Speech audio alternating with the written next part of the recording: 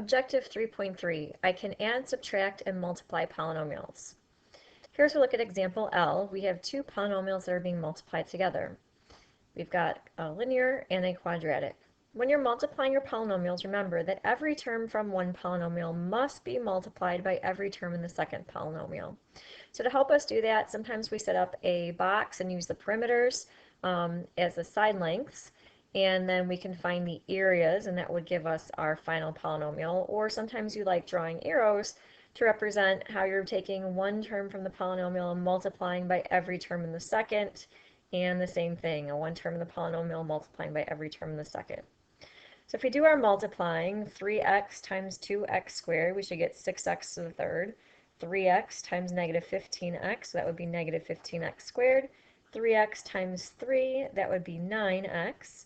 Negative 1 times 2x squared, that's negative 2x squared. Negative 1 times negative 5x, that would be a positive 5x. And negative 1 times 3 would be a negative 3.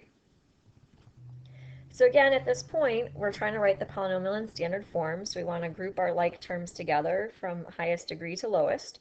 So I'll put any cubic terms together, quadratic terms, linear terms, and constant terms, and try simplifying. So I only have the one cubic term, so I'll have 6x to the third.